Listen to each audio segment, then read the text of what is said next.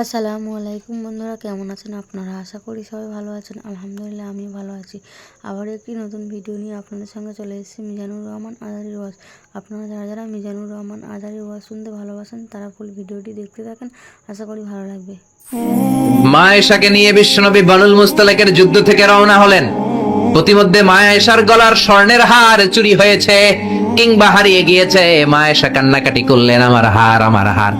মেয়েদের স্বর্ণ হারাইলে খবর আছে না নাই? গোটা দুনিয়া ভাঙ্গা গেল, কিছু বলবে না, যদি স্বর্ণ একটা নাই বাড়ি তামা তামা করে ফেলবে।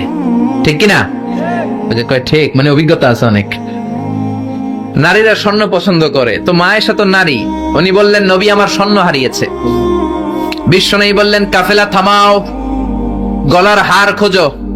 সবাই মিলে গলার হার খুঁজতে খুঁজতে মাগরিবের নামাজের সময় প্রায় শেষ হয়ে যায়। এবার সবাই মিলে আবু বকর রে বকে, তোমার মাইয়ার কারণে আজকে এই দশা।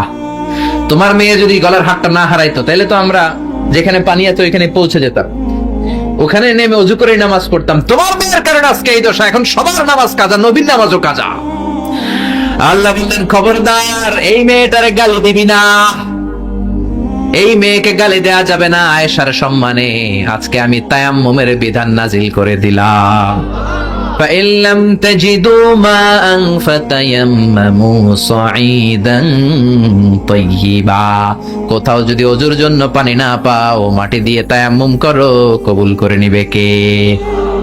মা আয়েশা বলতেন আমাকে আল্লাহ এমন 5টা জিনিস দিয়েছেন, বিশ্বনবীর কোনো বউকে আল্লাহ দেন নাই। এক নম্বরে আমি বিশ্বনবীর একমাত্র কুমারী বউ, বাকি বউগুলা ছিল বিধবা, এর আগে কয়েকটা করে বিয়ে হয়েছে, শুধু আমারই বিয়ে হয় নাই।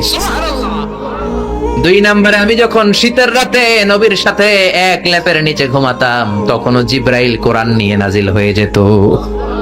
অন্য বিবিদের সাথে যখন কোনো ঘরে এক খাটের মধ্যে শুয়ে থাকতো তখন কোনোদিন কোরআন নাজিল হয় নাই, শুধু মা আয়েশার সাথে যখন থাকতো তখন কোরআন নাজিল হতো। সুবহানাল্লাহ। আবার মা আয়েশা বলতেন আমার ঘরে বিশ্বনবীর কবর।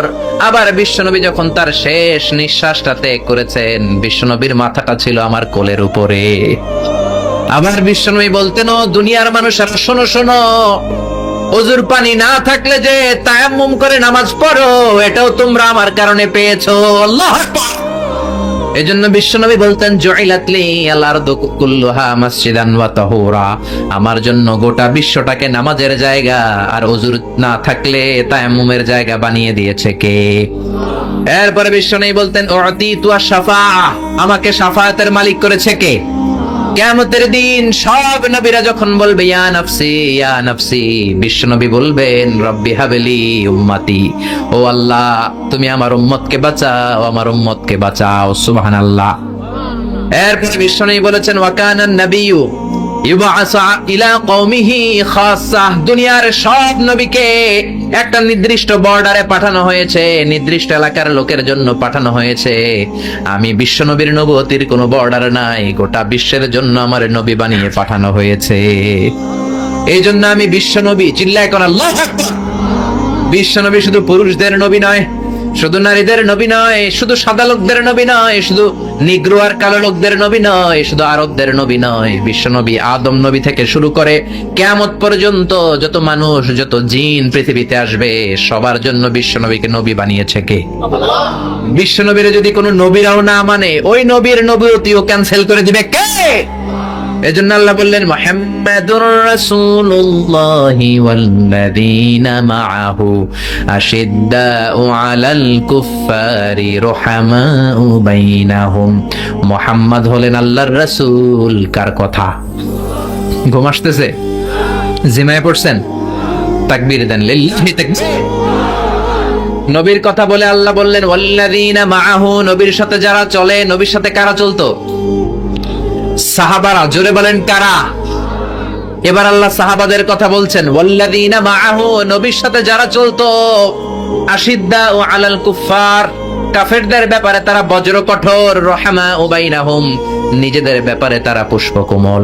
কাফিরদের ব্যাপারে সাহাবারা বজ্র কঠোর, নিজেদের ব্যাপারে তারা পুষ্পকোমল। কাফিরদের ব্যাপারে কোনো ছাড় নাই, মুশরিকদের সাথে জিহাদের ময়দানে কোনো ছাড় নাই। চিল্লায় এখন ঠিক। কিন্তু নিজেরা নিজেরা ভাই ভাই, নিজেদের মধ্যে মহাব্বত আছে না নেই? এজন্য বিশ্বনবী বলতেন আমার সাহাবাদের মধ্যে 2 কিসিম আছে। কয় কিসিম?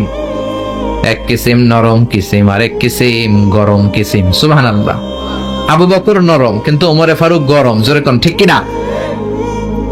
এজন্য বিশ্বনবী বলতেন খায়রুল কুরুনি করনি, সবচেয়ে সেরা যুগ আমি নবীর যুগ, সুম্মাল্লাযীনা ইয়ালুনাহুম, তারপরে সাহাবাদের যুগ, সুম্মাল্লাযীনা ইয়ালুনাহুম, তারপরে তাবেঈদের যুগ। ঠিক কিনা? সাহাবারা হচ্ছে এই পৃথিবীর শ্রেষ্ঠ সন্তান, তাদের চেয়ে শ্রেষ্ঠ সন্তান পৃথিবী জন্ম দিতে পারে নাই। চিল্লায় বলেন ঠিক কিনা? এজন্য সাহাবাদেরকে ভালোবাসার দরকার আছে না নেই? তাকে সাহাবীদেরকে গালি দিবেন, সাহাবীদেরকে ঘৃণা করবেন।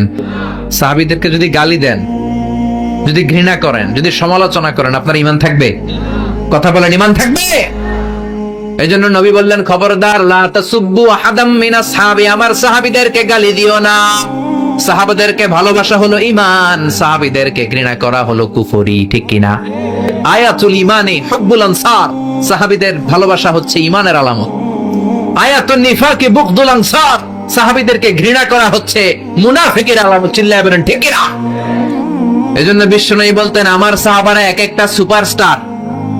আমরা বলি Mashrafe bin Mortaza superstar, Salman Khan superstar, Hrithik Roshan superstar, Aamir Khan superstar, Donald Trump superstar, Shakib Al Hasan superstar. বলি না আমরা? আমাদের সুপারস্টার হচ্ছে সেলিব্রিটিরা। বিশ্বনবী বলেছেন নো, আসহাবি কান নুজুম, মাই কম্প্যানিয়নস আর দ্য সুপারস্টার।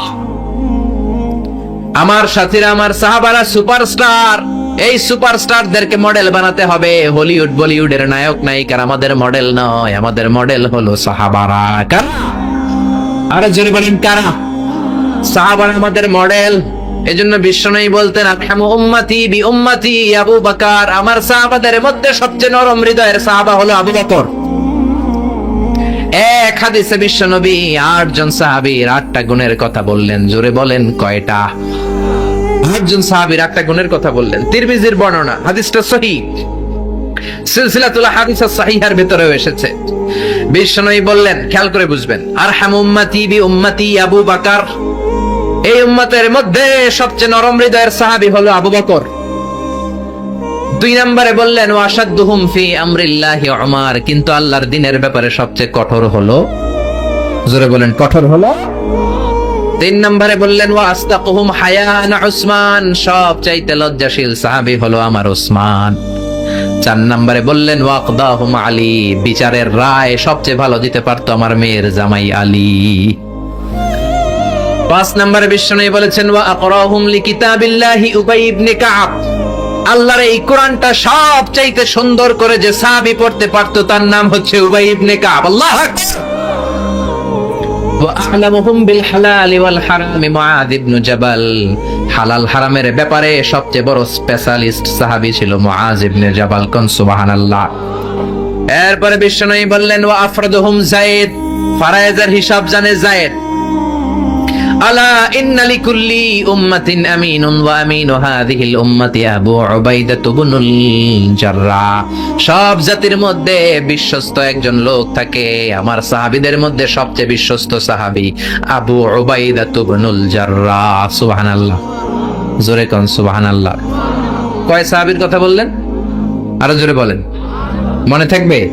প্রথমে বললেন আরহামু উম্মতি বি উম্মতি আবু বকর, আমার উম্মতের মধ্যে সবচেয়ে দিল দরিয়া রহম দিল আবু বকর। এত নরম হৃদয়ের সাহাবা পুরো সাহাবী গোষ্ঠীর মধ্যে কেউ ছিল? বিশ্বনবীর হিজরতের সাথী, বিশ্বনবীকে সঙ্গ দিয়েছেন, ভালোবেসেছেন। বিশ্বনবী একদিন আবু বকরকে বললেন আবু বকর, হয়তো মক্কায় টিকা যাবে না, আমাদেরকে মদিনায় হিজরত করতে হবে। যেই দিন এই ইঙ্গিতটা বিশ্বনবী আবু বকরকে দিয়েছেন, ওই দিন থেকেই সাইয়েদনা আবু বকর হিজরতের জন্য রেডি। সুবহানাল্লাহ। যেদিন হিজরত করবেন, সাহাবীদের চোখ ফাঁকি দিয়ে বিশ্বনবী আবু বকরের ঘরে গেলেন, ডাক দিলেন আসসালামু আলাইকা ইয়া আবু বকর। আবু বকর ঘরে আছো কিনা? ডাক দিতে দেরি, ব্যাগ নিয়ে আবু বকরের বের হতে দেরি হয় না। আল্লাহু আকবার। বিশ্বনবী বললেন আবু বকর, ডাক দিলাম, ব্যাগ নিয়ে রেডি হইলা, কখন ঘুমিয়েছো, কখন ঘুম থেকে উঠেছো, কখন হাত মুখ ধুইলা, কখন ফ্রেশ হইলা, কখন কাপড় গুছাইলা? আবু বকর বলল, নবী যখন বলেছেন হিজরতে আপনার সাথে আমার যাওয়া লাগবে, ওই দিন থেকে আজ পর্যন্ত আমি আবু বকর আমার পিঠটার বিছনাতে লাগাই নাই। ওই রাতে সাইয়েদনা আবু বকর যেই সওয়াব কামিয়েছেন ওই সওয়াবটাকে যদি একটা পাল্লায় রাখা হয়, পৃথিবীর আমাদের সব সওয়াবগুলো যদি আরেক পাল্লায় রাখা হয়, ওই হিজরতের রাতের সওয়াবটা আবু বকরের যে সওয়াবটা, ওই আবু বকরের সওয়াবের পাল্লাটা মুহূর্তের মধ্যে ভারী হয়ে যাবে। সুবহানাল্লাহ আসতে বলেন।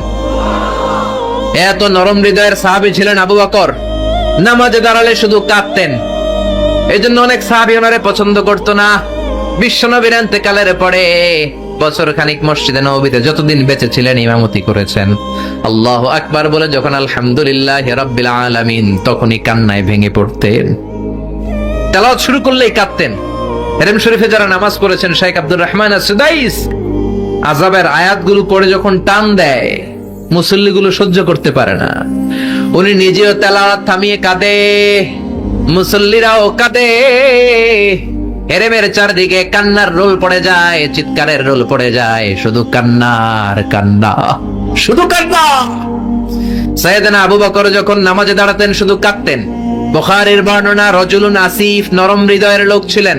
আই রাকিকুল কলবি ওয়া সারিউল বুকা, এত অন্তর নরম, নামাজে দাঁড়ালেই কাঁদতেন। দিন দুনিয়ার কোনো হুঁশ তার থাকতো না।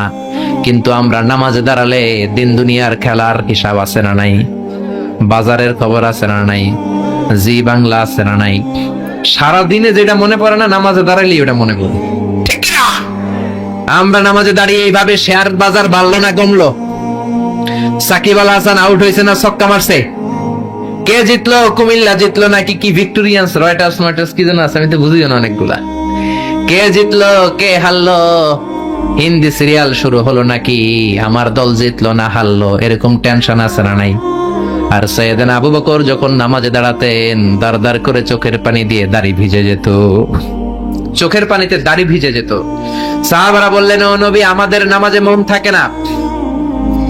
বিশ্বনবী বললেন, সল্লু সলাতা মুআদ্দিআ, বিদায় নামাজ পড়ো, মনে করবা আজকের নামাজটাই আমার জীবনের শেষ নামাজ, তাইলে তোমার মন আর কোনো দিকে ছুটবে। আজকে এখন বাজে 11টা, যদি বলা হয় রাত 2টার দিকে আপনার মরণ, খুশ থাকবে? সবাই মাহফিল থেকে দিবেন দৌড়, আমার মরণ 2টার দিকে। আহা, 2টার দিকে মরণ, জীবনের কোনো গ্যারান্টি নাই। যদি আপনার বলেই দেয়া হয় 2টার দিকে আপনার মরণ, এখন তুমি 2 রাকাত নামাজ পড়ো, এটাই শেষ নামাজ, ওই দিনের নামাজটা আপনি কত সুন্দর করে পড়বেন। আহা, ওই দিন আপনি কত সুন্দর করে ওযু বানাবেন, ওই দিন আতর মাইখা একেবারে আতর আলী হয়ে যাবেন, ওই দিন পাঞ্জাবি পড়বেন, ওই দিন যায় নামাজে দাঁড়াবেন, ওই দিন আপনার নামাজে কোনো তাড়াহুড়ো নাই, ঠিক কিনা? ওই দিনের রুকুটা আপনার জীবনের সবচাইতে শ্রেষ্ঠ রুকু হবে, ওই দিনের সেজদাটা আপনার জীবনের শ্রেষ্ঠতম সেজদা হবে। ওই দিনে সেজদায় যে চোখের পানি দিয়ে আপনি যায় নামাজ ভিজায় দিবেন, এর কারণ আপনি নিশ্চিত, you are certain that you are going to die. আপনি রাত 3টার দিকে মারা যাচ্ছেন, জানার কারণে আপনার নামাজে এত ভক্তি। আমরা যে মাহফিল শেষে বাড়িতে যেতে পারবো কোনো গ্যারান্টি আছে নাকি? আরো আধা ঘন্টা বাঁচবো গ্যারান্টি আছে? শ্বাস যেটা ভেতরে নিলাম বের করতে পারবো গ্যারান্টি আছে? তো তাইলে নামাজে যখন দাঁড়াই এটা ভাবতে সমস্যা কি যে এটাই আমার শেষ নামাজ? কারণ আমার তো কোনো গ্যারান্টি লেটার নাই। চিল্লায় বলেন ঠিক কি না? পারফর্ম দ্য সালাহ as if it's your last and final prayer. এমন ভাবে নামাজে দাঁড়াবেন যেন এটাই আপনার লাস্ট এন্ড ফাইনাল প্রেয়ার, এটাই আপনার শেষ নামাজ। এরপরে আর নামাজের সুযোগ হয়তো আমি নাও পেতে পারি, জোরে কোন ঠিক কি না? এই কথা যখন সাহাবারা শুনলেন আর নামাজে নড়েও না চড়েও না। মরুভূমির মাঝখানে যখন সাহাবারা দাঁড়াতেন, আকাশের পাখিগুলো খেজুর গাছ মনে করে সাহাবাদের মাথায় এসে বসে যেত। সুবহানাল্লাহ, বাড়িতে যে পাখিগুলো মনে করতো এগুলো মরুভূমির মাঝখানের খেজুর গাছ, মাথায় এসে বসে যেত। আর আমরা নামাজের মধ্যে দাঁড়ালে আমাদের কোনো খেয়াল থাকে না, আমাদের এদিকে সামনে ডানে বায়ে নজর যায়, ঘড়ির দিকে তাকায়, অনেকে আছে না নাই? নামাজের পর আবার এমনি তাকায়। হাদিসে এসেছে আপনার নজর যখন একবার নামাজ ছাড়া অন্যদিকে দেন, আল্লাহ বলে আকবিল, বান্দা ফিরে আয়। আবার যখন ডানে নজর দেন, আল্লাহ বলে ফিরে আয়। আবার যখন ইমাম সাহেবের দিকে এমনি তাকান, আল্লাহ কয় ফিরে আয়। 3 বার নজর দেওয়ার পরে আবার যখন ডানে বায়ে নজর দেন, আল্লাহ বলে লা হাজাতা লি ইলা সলাতিক, তোর এই নামাজের কোনো দরকার আমি আল্লাহর নাই, এই নামাজের কোনো দরকার নাই। এজন্য সালাত পড়তে হবে আর অন্তরে ভয় থাকতে হবে কার? قد أفلح المؤمنون الذين هم في صلاتهم خاشعون আবু বকর তাই করতেন কানা রাজুল আসিফ নামাজে দাঁড়ালে দরদর করে কেঁদে কেঁদে দাড়িগুলো ভিজায় দিতেন আল্লাহু আকবার এজন্য বিশ্বনবী বলতেন আরহামু উম্মতি বি উম্মতি আবু বকর আমার উম্মতের মধ্যে সবচেয়ে নরম হৃদয়ের হলো আবু বকর 2 নম্বরে বিশ্বনবী বললেন ওয়াশাদ্দুহুম ফি আমরিল্লাহি উমর আর আল্লাহর দ্বীনের ব্যাপারে সবচেয়ে কঠোর সাহাবী হলো ওমর সবচেয়ে কঠোর কে এজন্য বিশ্বনবী বলতেন আমার পরে নবী নাই আমার পরে কোনো রাসূল নাই তবে কেউ যদি নবী হতো আমার ওমর নবী হতো লা নবিয়্যা বা'দি ওয়ালা রাসূলা আমার পরে কোনো রাসূল নাই কোনো নবী নাই তবে লাউ কানা বা'দি নাবিয়্যুন লাকানা ওমর যদি নবী হওয়ার যোগ্যতা কারো থেকে থাকে আমার ওমরের আছে প্রভু তুমি বলেছ রাসূল দেবে না বলনি দেবে না ওমর বলনি দেবে না হামজা তারিক খালিদ বিজয়ী সমর প্রভু তুমি বলেছ রাসূল দেবে না আল্লাহ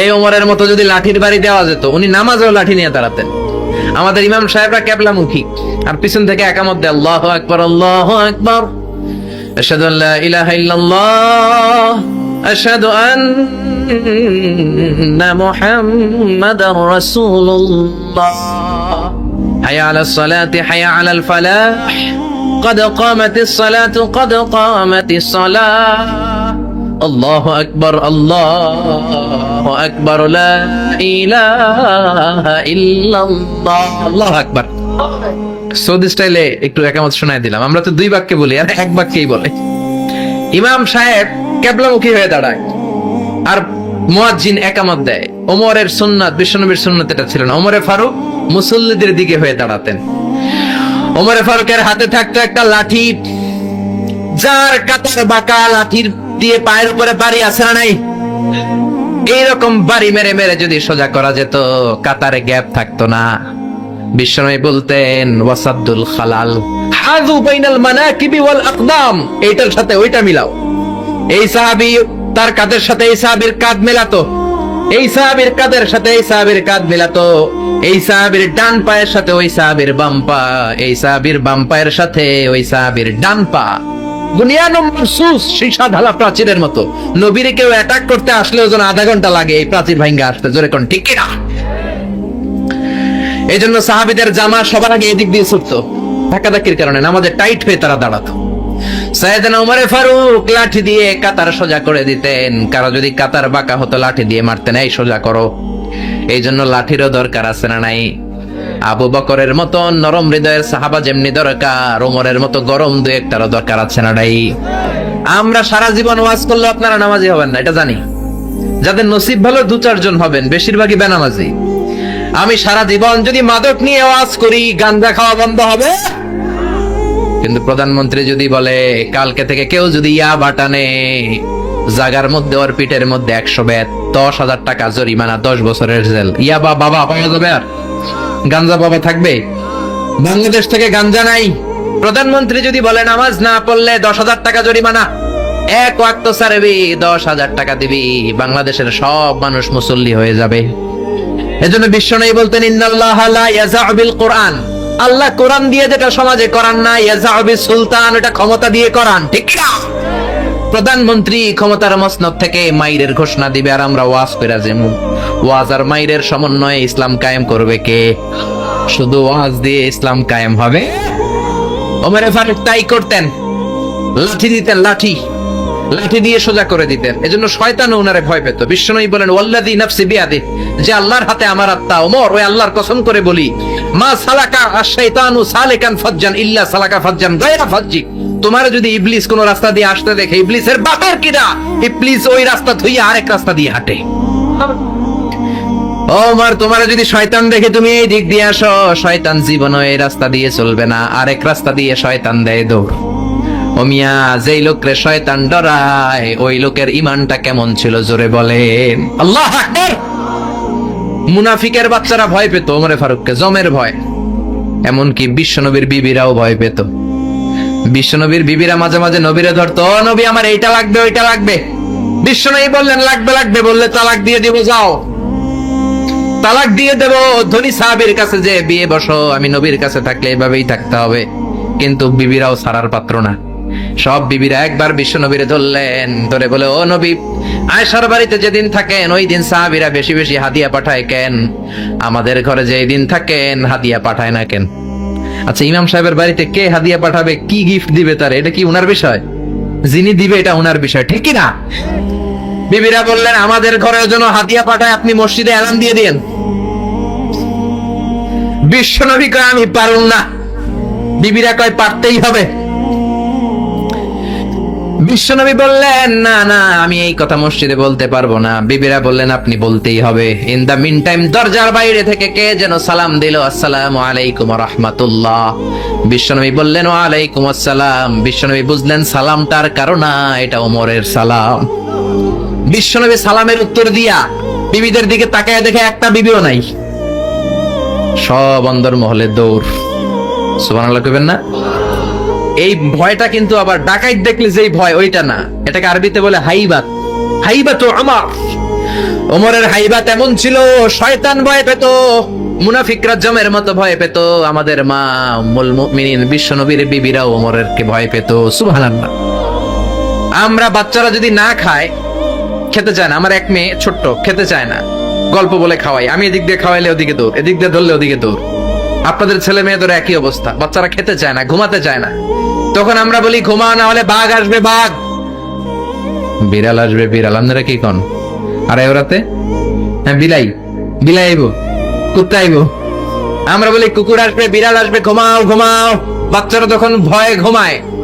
ওমর ফারুক যখন মদিনার গভর্নর, মদিনার প্রেসিডেন্ট, মদিনার মায়েরা বিড়াল আর বাঘের ভয়ে দেখাতো না। বাচ্চারা যখন মদিনাতে খেতে চাইতো না, ঘুমাতে চাইতো না, মদিনার মায়েরা বলতো, তাড়াতাড়ি ঘুমা, ওই যে ওমর আসতেছে, ওমর।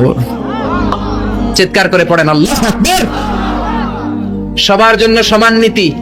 10 বছরে গোটা বিশ্বের অর্ধেক ক্যাপচার, পৃথিবীর অর্ধেকটা ক্যাপচার করলেন সাইয়েদনা ওমর।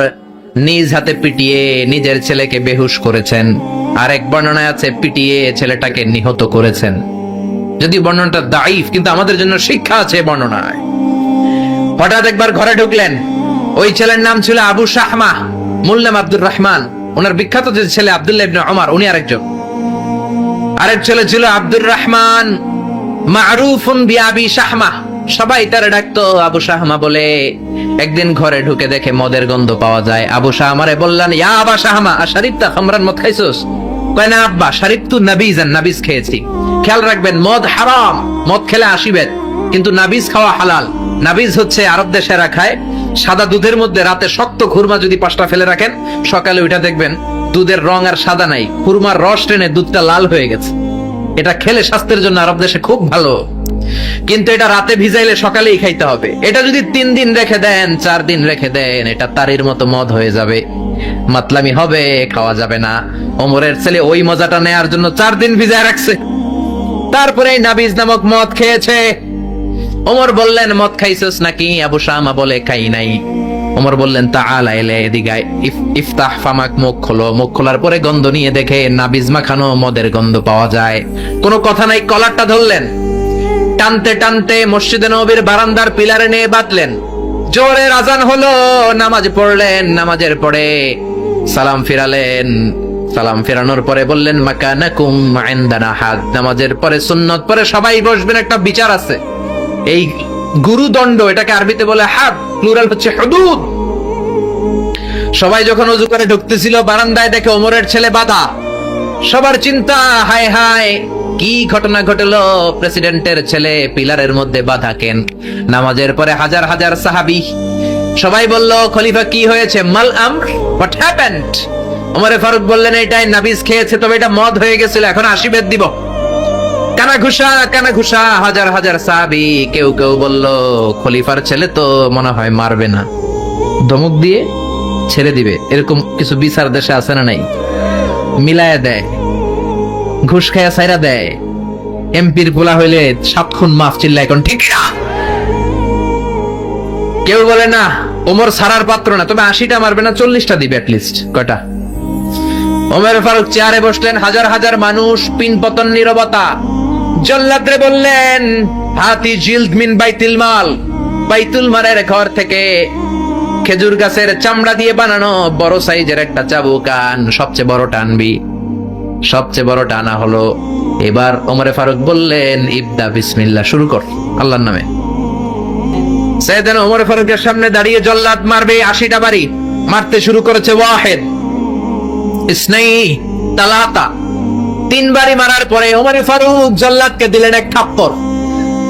3 হাত দূরে যে পড়লো জল্লাদ। জল্লাদের হাত থেকে চাবুক তুলে ধমক দিলেন, তুই কি চাবুক মারোস নাকি চাকরি বাঁচাস? আস্তে মারলি কেন? আসলে আস্তে মারে নাই, দেহে যত জোর ছিল। ওমরের হুকুম তামিল করবে না এরকম জল্লাদ মদিনায় ছিল না, জোরে কোন ঠিক কিনা? যত জোর ছিল তত জোরে মেরেছে, কিন্তু ওমরের পছন্দ হয় নাই। ওমর বললেন, ইনদাকা তালাতা ইনদি ওয়াহিদ, তোর হিসাবে 3টা, আমার হিসাবে মায়ের হইছে 1টা। আমি 2 নাম্বার থেকে শুরু করব। 2, 3। মারতেছে কে? মদিনাতে উনারসে পালোয়ান আর কেউ নাই। এক একটা বাড়ির আঘাতে ওমরের ছেলে আবু শামা চিৎকার করে কাঁদে। এক একটা বাড়িতে চামড়া ছিঁড়ে যায়, রক্তগুলো ছোপ ছোপ করে নববীর দেয়ালের মধ্যে লাগে। ছোট্ট ছেলেটা ডেকে বলে, আব্বা আমারে মাফ করে দাও, আর জীবনে মদ খাবো না। সাইয়েদনা ওমরের পাষাণ হৃদয় নরম হয় না, কারণ আসাদ্দুহুম ফি আমরিল্লাহি ওমর, আল্লাহর দিনের ব্যাপারে সবচেয়ে কড়া, কোনো ছাড় নাই। এক একটা চাবুক মারে, লোকজন কেঁপে কেঁপে ওঠে। 10টা 15টা মারার পরে ছেলে বেহুশ, পানি দেওয়ার পরে আবার হুশ, আবার মারা শুরু করা হলো। 30টা মারার পরে আবার বেহুশ। এইবার আবু শাহামার মা ওমরের বউ এসে ওমরের পা ধরে ডেকে বলে, ওমর তোমার পায়ে ধরে ক্ষমা চাই, আমার কলিজার টুকরা বাজানটারে তুমি মেরে দিও না। 80টা বেত মারতে হবে, মেরেছো 30টা, আরো মারবা 50টা। যা ওমর, প্রতিটা বেতের বাড়ির বিনিময়ে আমি আবু শাহামার মা একটা করে ওট আল্লাহর রাস্তায় সদকা করে দেব। ওমর বলে, না আবু শাহামার মা, এটা আল্লাহর আইন, গোটা দুনিয়াটা দিলেও একটা চাবুকের বাড়ি থেকে ওরা কেউ বাঁচাতে পারবে না। মারতে লাগলেন, আবার পানি দিয়ে আবার হুশ। ওমরের বাড়ি যে খেয়েছে সে বুঝেছে। 50টা বাড়ি মারার পরে আবু শাহামা দুনিয়া থেকে শেষ। রাগে ওমর গড়গড় করছেন, বললেন, এই বেয়াদবটারে গোসল করা, জানাজা দে, কবর দে। কবর দেওয়ার পরে কবরের উপরে মারা শুরু করছে। 51, 52, 53, 80টা চাবুক মারার পরে আল্লাহরে ডেকে বলে, আল্লাহ আমার ছেলে হওয়ার কারণে কোনো পার্সিয়ালিটি করি নাই, বিচারে 2 নাম্বারই করি নাই। 80টা গুনে গুনে বেত মেরেছি, দেহে যত শক্তি ছিল ততগুলো মেরেছি। কিয়ামতের ময়দানে জালিম ওমর বলে, তুমি কিন্তু আমারে ডাকতে পারবা না আল্লাহ, জালিমদের কাতারে আমারে উঠাতে পারবা না, আমারে জালিম বলতে পারবা না। ওইরকম ওমরের দরকার আছে না নাই? ওই ওমরের লাঠির বাড়ি যদি থাকতো, দেশটারে মদিনা বানায় দিত কে? চোরদের হাত যদি কাটা যেত, দেশটারে সুন্দর করতো কে? একটা জিনাখোরের ফাঁসি যদি বাইতুল মুকাররমের স্কয়ারের মধ্যে দিয়ে দেয়া হতো, এরপরে আর জিনা হতো? একটার ফাঁসি হয়ে গেলে আর তনুর মতো কোন নারীকে ধর্ষিতা হওয়া লাগতো না, খাদিজার মতো কোন মেয়েকে কেউ কোবানোর সাহস পেত না। জোরে বলেন ঠিক না? একটা চোরের হাত জুমার নামাজের পরে বাইতুল মুকাররমের স্কয়ারের সামনে যদি কেটে দেয়া হয়, আর কোন চোর পাওয়া যাবে নাকি? জোরে বলেন। তবে আমচোর, জামচোর, কলাচোর ওই চোর না, যেই চোরগুলো বড় বড় জিনিস চুরি করে, ব্যাংক চুরি করে, দেশের টাকা চুরি করে, এক কলমের খোঁচায় 1000 কোটি টাকা চুরি করে, ওই চোরদের হাত কাটতে হবে। শেয়ার বাজার খায়া ফেলায়, হলমার্ক খায়া ফেলায়, দেশের টাকা খায়া ফেলায়, সুইজারল্যান্ডে সব টাকা পাঠায়, এরকম বড় বড় চোর আছে না নাই? ইসলামী বিচার যদি শুরু হয়, আগে বড় চোরদের বিচার দিয়ে শুরু হবে। চিল্লায় বলেন ঠিক না? এই জন্য বিশ্বনবী বলতেন, আসাদ্দুহুম ফি আমরিল্লাহি ওমর, আল্লাহর বিধান বাস্তবায়নে সবচেয়ে কঠোর ছিল ওমর। এক নারী এসে বলল, ওমরে ফারুক, আমার স্বামী আমারে তালাক দিয়েছে 100টা। কয়টা? শুনতেছেন? একটু জিমাই গেলেন মনে হয়। আমার স্বামী আমাকে 100 তালাক দিয়েছে। কয় তালাক? আসলে দিতে হবে কয় তালাক? তাও একটা একটা করে, ঠিক কিনা? ওমরে ফারুক ডেকে আনলেন, স্বামীরাও আনলেন, বউরে আনলেন। ও স্বামী, কয় তালাক দিছো? কয় 100টা দিছি। ওমরে ফারুক বললেন, তালাক হচ্ছে মিন শাআইরিল্লাহ, এটা আল্লাহর নিদর্শন। আল্লাহর নিদর্শন নিয়ে ফাইজলামি করার অনুমতি তোরে দিছে কে? 3 তালাকে তোর বউ তালাক, বাকি 97 তালাক তোর পিঠের উপরে পড়বে। সুবহানাল্লাহ। বাড়িতে যে বউরে 100 তালাক দিছে এক ডাকায়, ওমর ফারুক বললেন 3 তালাকে তোর বউ তালাক, বাকি 97 তালাক তোর পিঠে। এজন্য লাঠির দরকার আছে না নাই? ওমর ফারুক জোহরের নামাজের ইমামতি করলেন। নামাজের পরে দেখলেন একদল লোক গোল হয়ে বসে জিকির করে। আসরের পরেও দেখলেন গোল হয়ে জিকির করে। মাগরিবের পরে দেখলেন সব লোক কাজে চলে যায়, ওই একদল লোক জিকির করে।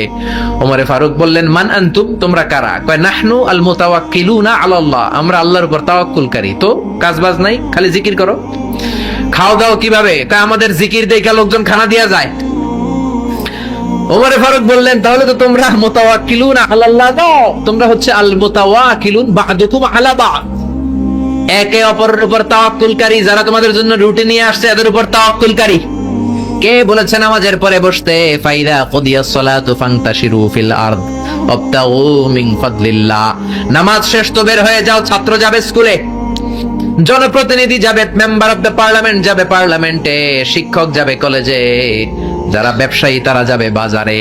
তোমরা কোনো কাজ করো না, বসে থাকো কেন? খবরদার, আজকের নামাজের পরে যদি কোনো নামাজের পরে যদি গোল হয়ে বসে থাকতে দেখি, পিটাইয়া মসজিদে নববী থেকে বের করে দেব। কাজ করতে যা, এলাকায় যে কাজ কর, বিবি বাচ্চার খবর নে, চিল্লা এখন ঠিক ছাড়তেন নাই, পিটাইয়া মসজিদ থেকে বের করে দিয়েছেন। আল্লাহ। এজন্য বিশ্বনবী বলেছেন, আরহাম উম্মতি বি উম্মতি আবু বকর। সাহাবীদের মধ্যে সবচেয়ে কোমল হৃদয়ের অধিকারী কে ছিল? আর সবচেয়ে কঠোর কে ছিল? 3 নম্বরে বিশ্বনবী বললেন, ওয়াসতাকুহুম হায়ান উসমান, সবচেয়ে লজ্জাশীল সাহাবী উসমান। নারীরা এত লজ্জাশীল ছিল না, সাইয়েদনা উসমান যতটা লজ্জাশীল ছিল। এখন আমাদের সমাজে লজ্জা শরমের বালাই নাই।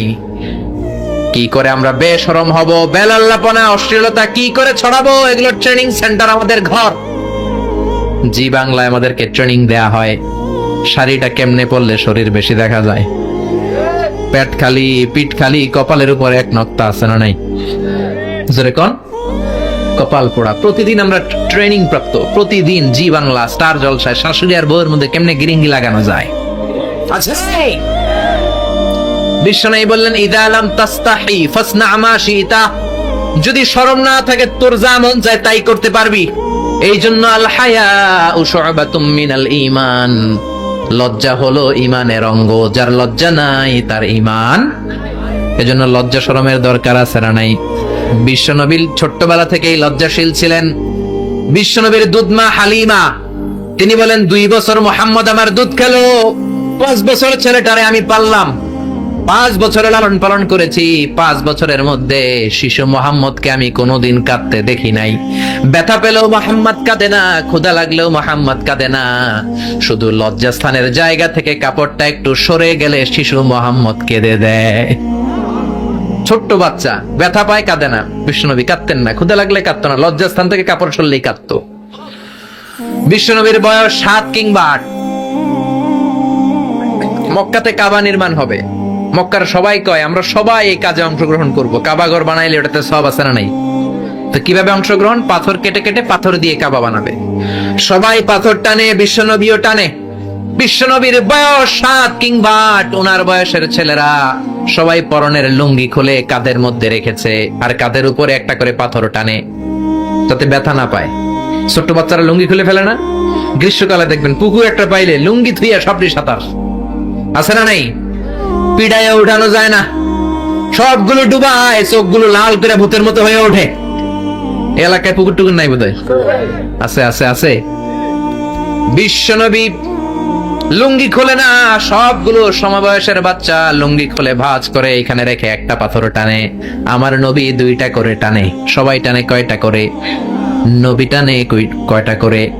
সব বাচ্চারা লুঙ্গি খোলা, বিশ্বনবী লুঙ্গি পরনে। আবু তালেবের চোখে এটা পড়লো। আবু তালেব বলে, ও ভাতিজা মুহাম্মদ, তোমার বয়সের বাচ্চারা লুঙ্গি খুলে পাথর টানে, সবাই টানে একটা, তুমি টানো 2টা। কেন রে ভাতিজা, তুমিও লুঙ্গি খোলো, লুঙ্গিটা কাঁধে রেখে তারপরে পাথর টানো।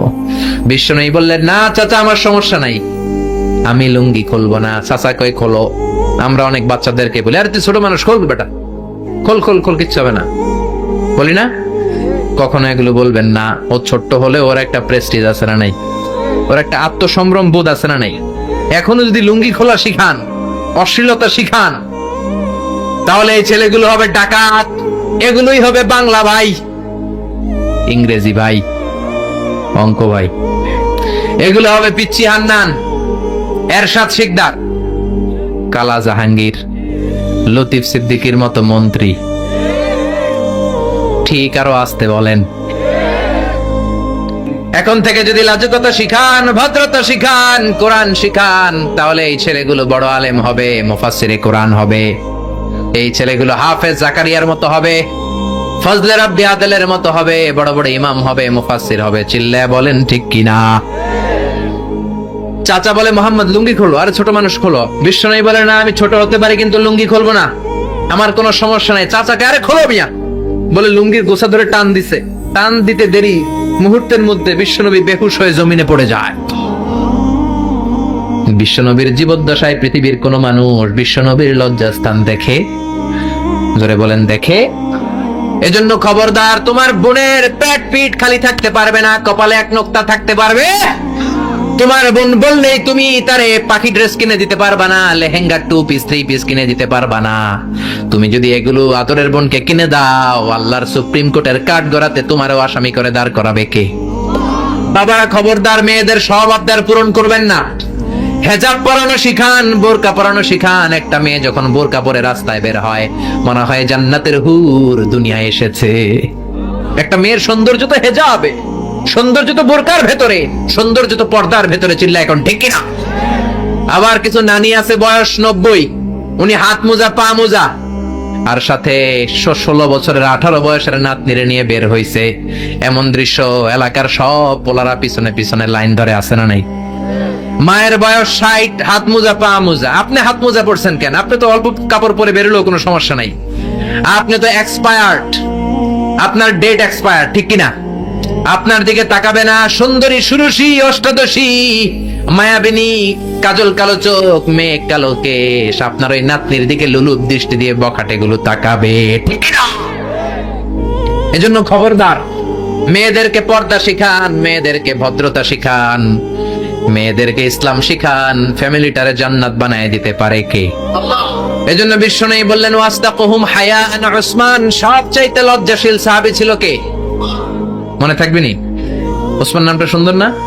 ছেলে পেলে হইলে এগুলো রাখেন, রাখবেন তো? কি রাখবেন?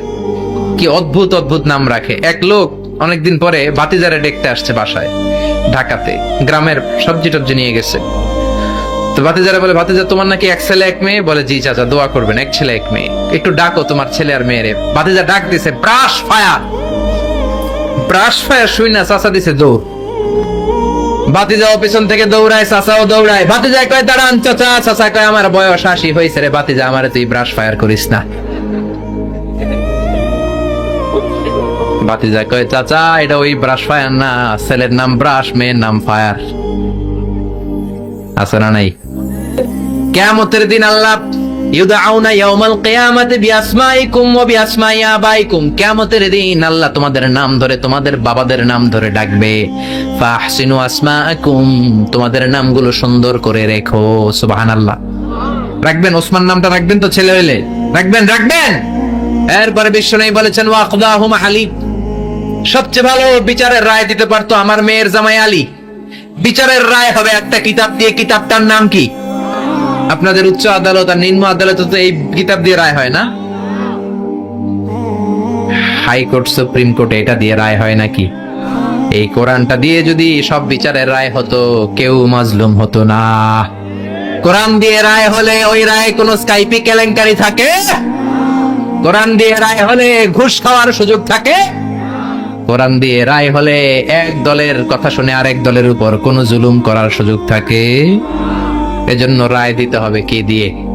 ومن لم يحكم بما أنزل الله فأولئك هم الكافرون سبحان الله। আল্লাহ তিনবার বললেন কোরআন দিয়ে যে রায় দেয় না, বিচারের রায় যারা কোরআন দিয়ে ঘোষণা করে না, এক জায়গায় বললেন জালেম, এক জায়গায় কাফের, এক জায়গায় ফাসিক। এজন্য কোরআন দিয়ে বিচারের রায় হওয়ার দরকার আছে না নাই? কোরআনকে সংসদে পাঠানোর দরকার আছে না নাই? এমনি এমনি হেঁটে চলে যাবে কোরআন সংসদে, নাকি পাঠাইতে হবে, ভালো নেতা বানাইতে হবে? যারা কোরআন মানে, যারা কোরআনের পক্ষে, এরকম নেতা বানানোর দরকার আছে না নাই? এজন্য বিশ্বনবী বলেছেন, মান ক্বালা বিহি সাদাকা, কোরআন দিয়ে যে কথা বলে তার কথা সত্য কথা নাকি মিথ্যা। ওয়া মান আমিলা বিহি উজরা, কোরআন দিয়ে আমল করলে আমল নামায় সওয়াব আছে না নাই? বেশি না কম? ওয়া মান হাকামা বিহি আদালা, কোরআন দিয়ে যে বিচারের রায় দেয় ওইটাই সবচেয়ে সেরা বিচার, ঠিক কি না? আল্লাহ দেশে কোরআনের বিচার কায়েম করুক, পড়ে না আমিন। 5 নম্বরে বিশ্বনবী বললেন, ওয়া আকরামুহুম উবাই ইবনে কাব, সাহাবীদের মধ্যে সবচাইতে সুন্দর তেলাওয়াত করতে পারতেন, তাজবিদের সাথে সবচাইতে সুন্দর তেলাওয়াত করতে পারতেন উবাই ইবনে কাব। কি নাম? এগুলো জানেই না, জানতেও চায় না, খালি নাম মুখস্থ করে, সালমান খান, শাহরুখ খান, অমুক খান, তমুক খান। পড়েন উবাই ইবনে কাব। উনি ছিলেন সবচেয়ে বড় কারি। বিশ্বনবী কিন্তু তারাবির সালাত এইভাবে পড়তেন না, কিয়ামুল লাইল করতেন। রাতের সালাত সবসময় 8 রাকাতের বেশি বিশ্বনবীর ছিল না। ওমরে ফারুকের সময় উনি এই উবাই ইবনে কাবের নেতৃত্বে মসজিদে নববীতে 20 রাকাত তারাবি চালু করে দিলেন। সুবহানাল্লাহ। বাড়িতেছে কার নেতৃত্বে? উবাই ইবনে কাবের নেতৃত্বে। আর বললেন, নি'মাল বিদআতু হাদিহ, কত সুন্দর একটা বেদাত চালু করে দিলাম। উনাদের বেদাত চালু করার অথরিটি ছিল, কারণ তারাই ছিলেন দ্বীনের ধারক এবং বাহক। চিল্লা এখন ঠিক না? কেমন করে উনি কোরআন পড়তেন? বিশ্বনবী একদিন উবাইকে বললেন, ও উবাই, ইন্নাল্লাহ আমারানি আন আকরা আলাইকা ইয়া উবাই, আল্লাহ আমাকে আদেশ করেছেন যেন আমি নবী নিজে তোমার কাছে যে কোরআন শোনাই। কল্পনা করতে পারেন?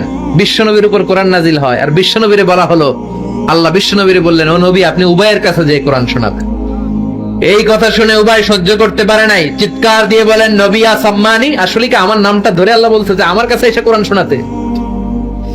বিশ্বনবী বললেন, বালা, হ্যাঁ, তোমার নামটাই আল্লাহ ধরে বলেছে। উবাই চিৎকার দিয়ে কেঁদে কেঁদে বললেন, ও নবী, এই কোন কথা আপনি আমার শোনালেন?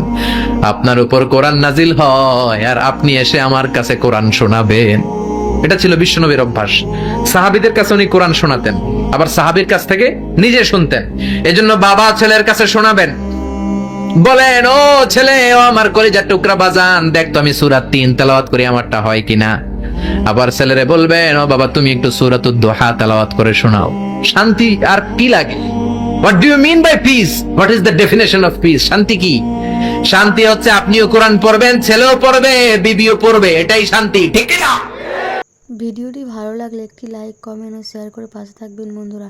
যারা যারা শেষ পর্যন্ত ভিডিওটি দেখেছেন তাদের জন্য অনেক অনেক ভালোবাসা থাকলো বন্ধুরা। আরও নতুন নতুন ভিডিও পেতে চ্যানেলটিকে সাবস্ক্রাইব করে পাশে থাকবেন বন্ধুরা। ভালো থাকবেন, ধন্যবাদ।